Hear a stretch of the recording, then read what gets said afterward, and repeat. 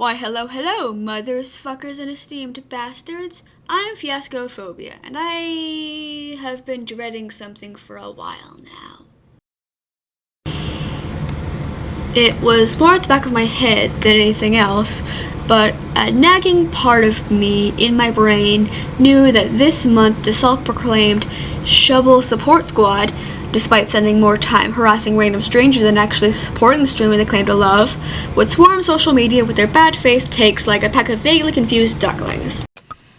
That feeling started when the Wet with Rob as my witness preview dropped. It grew as I waited and solidified when he made his recent video.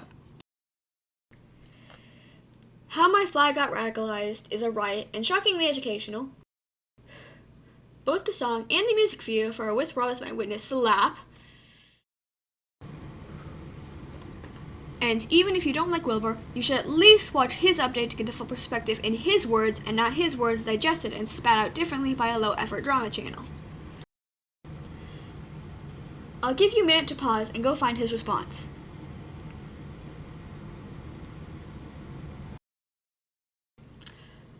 Okay, either you're back from Wilbur's video, you've already seen it, or you're completely ignoring me. I can't stop you, so let's get into it. Now, it turns out that I was right to be concerned. They're back, and so is the spiraling of both the creators' fan bases. So between this and the grooming accusations, that might not have even been about Wilbur, I'm starting to wonder if this will come back biannually every February and June. Seriously though, why was it the same 2 months, both times? But we're getting off track. Wilbur's response and my thoughts. He says he stands by his response back in 2024, which consisted of him explaining his perspective, taking accountability for what he did do, and apologizing while also sharing he was under no impression that Shelby was ever in pain. So despite what you may have heard from some, the only actual admitted behavior was being rude and a slob. It's no rare opinion from either side of the aisle that this response was bad. Several creators piled onto him, even people who were sympathetic towards him were frustrated, and his words have been twisted to make them into some self-pitying moat-fest. I'm not going to lie. Even at the start, when I was unsure how to feel, and even after deciding that I don't believe this is an evil villain and blameless victim situation, I scream internally when I look at that response. Like, no, Will, not on Twitter, never on Twitter. That for anyone going through controversy, the probably is said 100 times before, don't make a Twitter no-side response. Though at the very least, his was, in my opinion, the least bad version of that bullshit for reasons I've stated before. Wilbur has described the response to his statement as misinterpretation due to wording, but I honestly think that most of these people are trying to misunderstand, which is why for a long time I've understood not sharing the evidence or talking about the rape accusation made against him by Alice. They don't care about him or the truth. It's a doomed if he does, doomed if he doesn't situation.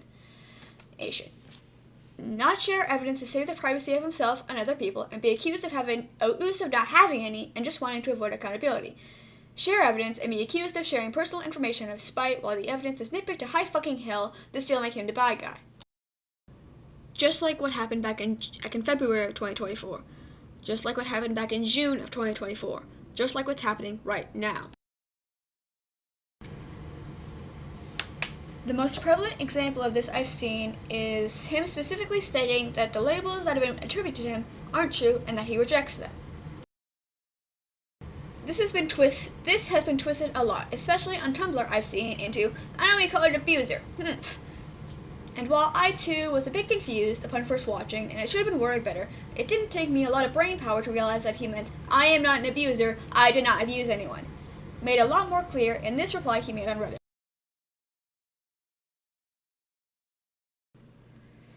The rest of the response is discussions about moving forward with his channel and music career, because surprise surprise, his life does not revolve around the allegations made against him over a year ago, and an update video will contain more than just the allegations, but of course that's not what we're here to talk about.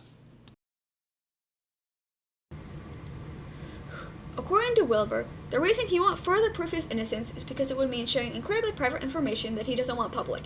This may seem like a dodge, but you don't know what he means when he says this. It could be some seriously heavy or private stuff you're asking him to spill that is absolutely none of our business. Hell, someone I have a back and forth with and follow on YouTube suggested that he might have to dox himself in order to do it, and I absolutely would not demand it out of him, even though a part of me hopes for something that would make the harassment and tension that started in the NMCYT community since February 2024 to stop. We are not owed that. This may be a shock in the age of the public call-out and clapback, but we're not entitled to private information about random people. We don't know Wilbur, we don't know Shelby.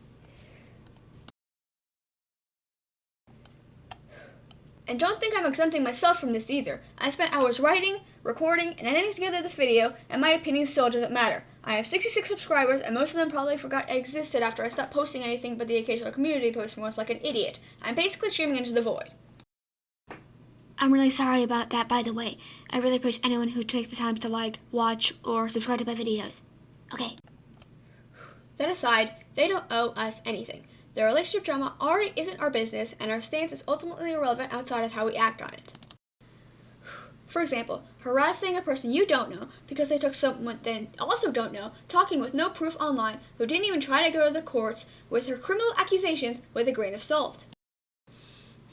They may say, believe all victims, but in this context, that's just a thought-terminating cliche that assumes guilt to every accusation to avoid having an uncomfortable conversation about how a support of survivors being twisted, especially by abusers themselves. Some may say, I'd rather believe someone who turned out to be a liar than an abuser. And a few years back, I echoed this exact sentiment, but it's ultimately a selfish one. This thought process is not focused on the victim, but more on onlookers, making a decision depending on what would make an observer online feel better about themselves if they turn out to be wrong, or that will make them look good. But doing the right thing doesn't have to give you a good reputation, and it's not required to make you feel good about yourself. You're not required to immediately have a stance on everything you see. It's okay to step back. Have the day you deserve.